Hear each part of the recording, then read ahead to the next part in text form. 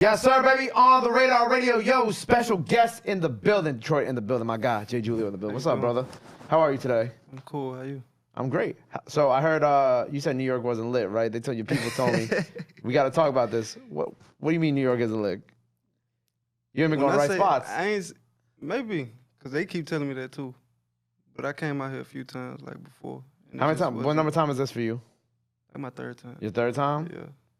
I don't know, man. It's just not like, it's not my kind of outside, you know? What's your kind of outside? I'm a chill, like, laid back kind of nigga. Like, I like, you know, get on a yacht and just chill, like, escape from everybody. Like, they like to be in the mix. I don't really do that. So you need more, like, lounges or some shit? I wouldn't even say that. Like, when I mean escape, like, I don't be around nobody. Like, I be around my folks. Like, I don't really, like, go out in public unless it's a reason to. You're not, like, a super social person like that? Yeah, like, I don't really, you know? Some people be weird. You find that hard, like being an artist and being a rapper? Like, I feel like you have to kind of be social sometimes, and very social in this job. It just depends. It depends on the room. It depends on, you know what I'm saying, the situation. Like I said, if it's a reason to be outside, I'll be outside, but not just hanging out. Right. I feel like I'm kind of like that too. I'm like, I don't want to go outside unless one, I'm getting paid, or two, it's like an opportunity. Yeah. Like, I'll be going out just to go out, but if you get paid, you gotta go out. But like, I feel like even on like, weekends I try to go out, but if it's like Monday, even like Sunday through Friday, Sunday through Thursday, if it's not self-serving me, like, and like helping me, you know, do whatever I want to do or shit like that, it's like, no, definitely. I feel you in that aspect though. Like, we'll bring the party to us. Like, we ain't about to go to no club and spend no stupid amount of money when we got the females, we got the money, we got the liquor. Like, you know, we ain't got to do that. Yeah, now the bottle price is getting out of hand. Man, what? Real. You in Miami now too, so you dealing with you be seeing that shit every day. My first time going to a club, I had just started drinking liquor. Not just started drinking. Okay. How long ago was this? I'd say about like 2-3 years ago. Okay. Goddamn, we going to a spot. I'm used to paying, you know, $200 for a 1942 bottle. We go to a spot. It was this nigga next to the section. He was trying to flex on us like he was, all them niggas, little niggas, we getting big bottles. Boo, boo. Nah, give us 442s. We get the tab, that bitch like 5 racks. I'm like, what? So that kind of woke me up. Like, yeah, this nightlife ain't for me. You learned your lesson real quick. Yeah, real quick. Like, nah, I'm cool on it. It was that one experience that humbled you to the point where you like, I don't even want to go out like that. I ain't even leave the house that much money on me. So it was like, I didn't want to embarrass myself. I had to pull my card out. Like, I can't let him not see me. You know what I'm saying? Can't let him see me not pay for the bottle. After he was already talking shit, he was already talking shit the whole night. Now he's drunker. No, but when we had got the bottles, he like, oh yeah, I like that energy. Like, you feel me? Y'all can't correct. Then we had like some, you know, some pretty little shorties with us. So I wasn't about to go outside like that. I couldn't go like that. Wasn't about to walk out the back door like, yeah, you know what? This ain't. Yeah, ain't happening. What was it? That was in Miami? Yep. I think it was at Victory. It was at Victory? Victory, or I forgot the other spot name. It's Victory and not Live, right? No, not Live. Story? Yeah, it was either one of the two. It was Story or Victory. I want to say Story. I think you should. I feel like you should know when you walked in. You're like, oh yeah, this looks mad nice. I mean, yeah, but see, I ain't know how much bottles had costed in, like, you know, when you go to them kind of places. I thought it was like a new like place, a liquor store. I'm thinking if you pay the same price as a liquor store. Oh, you thought you was gonna go in there and pay the same price as a liquor store? That's why I'm like, give me 5 of them. I'll be prepared to pay some shit like that. Oh nah, Miami was whooping your ass. I ain't gonna lie, bro. Humble me real quick. Never again, right? Never again. I remember one of my shout out my boy Skrills. He does like parties like out here, and I remember like right before the pandemic, I was with him at one of the parties he was throwing at the club, and he was like, and he saw like a girl and a guy, and he goes, watch this, right? And he goes up and like he basically finessed the guy to buy like 2 bottles because he was like, how you gonna have this pretty girl, whatever? And he came back and he had like his credit. He was like. I was like, damn, that's crazy. Bro. But it wasn't like it wasn't Miami prices, right? But like it was still like I looked at that dude in his section with the girl, and I'm like, damn, he don't even know he just got played. No, for sure. But you can't let a chick see you not get the bottle, especially if she asks for it. It's like, we already here. You damn near ain't going if I don't get them, so a nigga can't back out of that situation. Right, at that point, it's like you're already so far gone. It's like if you don't back. If you do back out of that situation, then it's like, ah, She shit. ain't fucking with you no more. Yeah, she ain't focused. It's over. Yeah. It's over. But then there's always another one. No, for sure. But they speak too. You're right. So you gotta, you feel me? Like walk into a room, she's like, oh, I heard about him. Like, never know how that situation played. So now you're more like just bringing, you know what I'm saying, go to the liquor store, buy your 4 bottles of 1942 for We already way be less. chilling. We already be vibing out on our own kind of time. Okay. So it's like, if we do end up having fun, like we invite females over, some shit like that, we damn near already prepared. What was the decision for you to make the move to Miami? Shit, I always wanted to get out of Detroit. And it was like, Miami was like my dream place to live. So, really the moment I got the chance, I just got the fuck out of there. Tired of the people. You know what I'm saying? Like just being around the same people.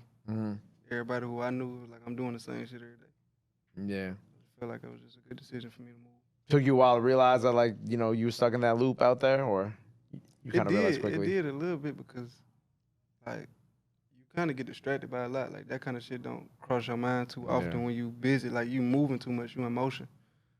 So I feel like once I think it was like the last time I had got locked up out there, I had just thought about it like, man, I don't need this shit ain't for me no more. Because at that point, you're just doing, like, dumb shit just to do dumb shit. Yeah, it's like that's all you around. Feel me? Everybody you around on the same shit. Like, don't nobody, you know what I'm saying? It's like you don't really get to talk about the shit that you're doing too often because everybody on the same shit. They don't see no wrong in it. Were you doing music out there before you got, like, locked up and you decided, when you came home, you decided to make that move? Like, yeah.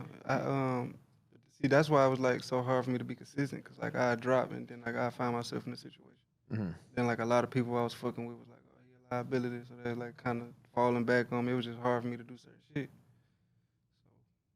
So that was another reason why I moved, too. I just needed, like, a newer opportunity, I feel like. New environment, too. Yeah, like, you know, it's more liable to happen somewhere where they don't know you. We're moving away, like, does, like, Miami affect your sound now, too? Like, you know what I'm saying? Like, obviously you got that, like, Detroit sound, right? But, like, moving away, does it, like, is it hard to, you know, make that type of music not being back home, or? Nah, hell nah. No? Hell nah. I don't think that sound ever go nowhere.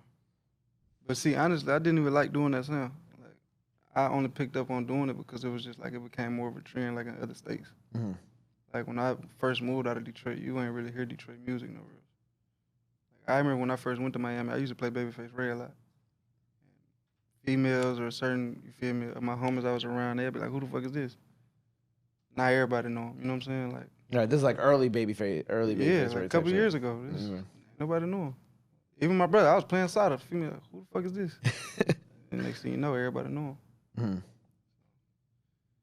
I wouldn't say that affect my sound at all. Detroit really got a great movement going on right now, though, which you know what I'm saying? A lot of motion in the city. It's also interesting, like, when I talk to, like, people from, like, the West Coast, like, the similarities between y'all sounds, too. Everybody picking up on our sound, though. Yeah.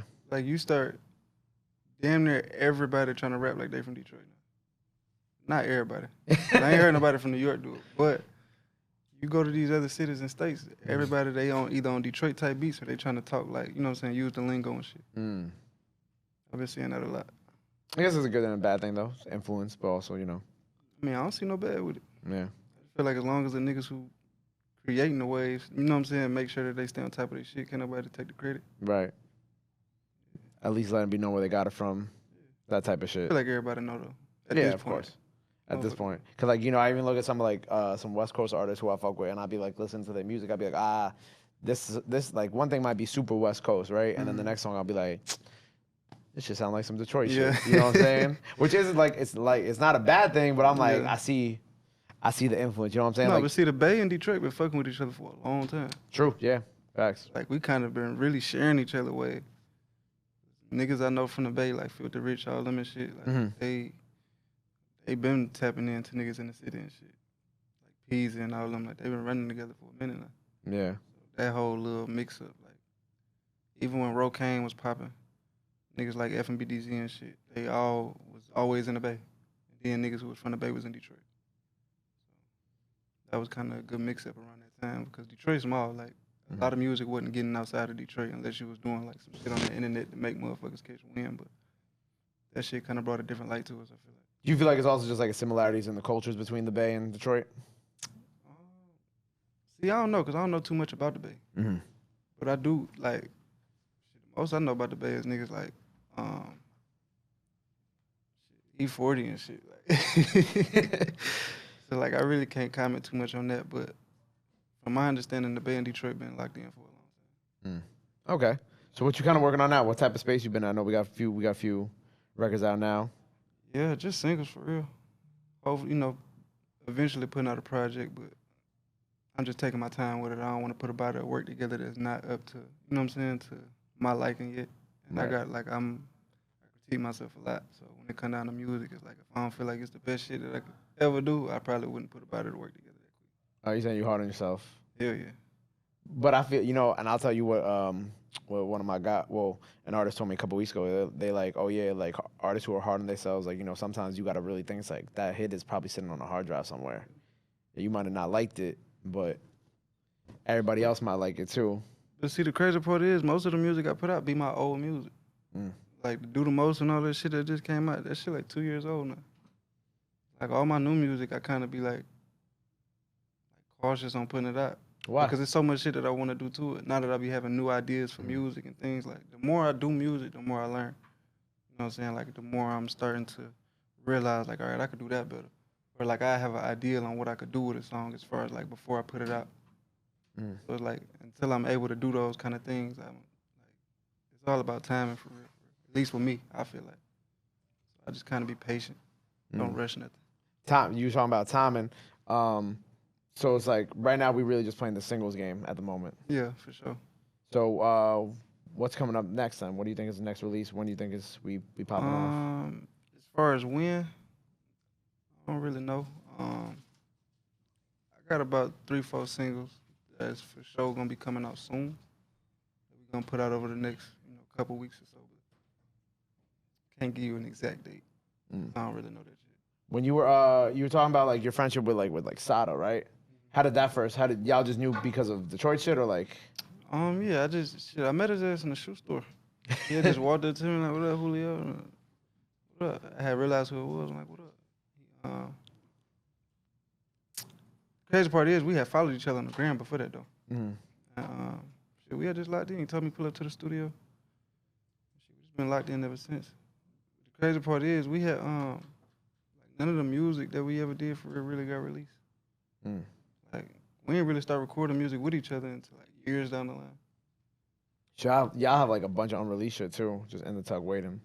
Yeah, I've been trying to get this one song cause like just for my personal use, cause the song hard as fuck. He won't send it to me. Like I don't know why. Why? He like, I don't know why this nigga would not send me the song. He like you be calling him and shit like that, just asking for the record. He just don't be sending it. I don't think about it too often, but it's like when it do cross my mind, like even when we're around each other, I'd be like, man, airdrop me the motherfucking song. Nigga won't do it. Why? I don't He know. just says no every single time. Sometimes he ignore me. He'll literally just go on to the next topic. He'll be like, so what you want to eat? I'll be like, bro, send me the song. The nigga he'll be like, let's get on his phone. I don't know. Sada, what are you doing, bro? Send me the motherfucking song. But he got a funny personality though, so like I can see how you'll be talking and be like, oh, it's on, and he'll just like completely. No, Sada, so the crazy part is like the Sada you get on the song is the same when you get in real life. Like he a down to earth nigga, like he cool. You feel me? Like he got his moments when he just chilling. But the energy he put on the song, that's what you get when you ever around him, you meet him. That's the energy you gonna get for sure. Shout out Sada. So we got more singles on the way. Anything else you working on? Any shows, vids? You gotta let the people know about. Videos, definitely. Every single that I put out is gonna come with a video. So that's really what we're working on now, like building up the content, building up the visuals, getting certain treatment for certain songs and shit put together, shit like that. Just heating up. Yeah, just heating up. Word. Just trying to, put a plan together, not just be putting shit out just because. Right, yeah. That's the most important shit, a good rollout. Yeah, I'm just learning that kind of shit. Usually I ain't never gave a fuck. I put You just throw some shit out? Yeah, but I got a team now and all that shit, so they teaching me as I go. It's funny. I feel like I've done interviews with like 2 other Detroit rappers who said the exact same shit to me. I swear to God, like on Zoom and in person, like I've definitely had 2 other interviews where they're like, yeah, before I signed to the label, I just used to put shit out. Now I'm like, damn, I gotta learn what a rollout is. Like, it's shit annoying, but it's important. It's definitely annoying because I'm very impatient. So it's like if I listen to a song 2 weeks after I record it, then I gotta put this bitch out 2 months later. I damn near don't even like it no more. It's like, all right, I really want to roll with a whole new song. And then that's how we get the older songs coming out, all that shit like that. Shit like that. But no, I'm starting to put out a lot of my new music. My new music is starting to become like more of my favorite. Word. I used to like my old music better than my new music. Mm. It was like more raw to me. You know what I'm saying? Like I ain't really have to do too much. I go in the studio and just do what I want to do. Now it's like I'm actually like working and building a song versus just going in there bitch speaking my mind. Mm. Getting better every day. Yeah, for sure. Well, new singles on the way. Hopefully, some of the new shit. Yeah, Not the, 100%. not the old. Well, I mean, we want the older They gonna stuff like too. the old shit too, though. But we Yeah. want. I want to hear some of the new stuff. I want to hear the Yeah. growth. You know what I'm saying? No, the old shit definitely hard. To my opinion, some of it might be harder than the new shit. But, you know, I take my team input just as much as mine. So Also, you tough on yourself. So. yeah, for sure. Well, I'm looking forward to the new singles that you got coming out. Before we get out of here, we have you rap today. Anything else you want to let the people know? Where they can follow you at? All that good stuff. You can look in this camera right here. All my social media, Jullio, JayJullio. Instagram, Twitter, YouTube. everything. Yeah, YouTube, TikTok, all that shit. Word. Well, make sure you go follow him. Go run up everything he has out now. Freestyle out now. Go run that up. Go check that out. Detroit in the building. Jay Jullio in the building. Go show him some love. Go show him some support. Love is free. Support is free. But y'all already knew that. Till next time. On the radar. My guy. We out. Boom.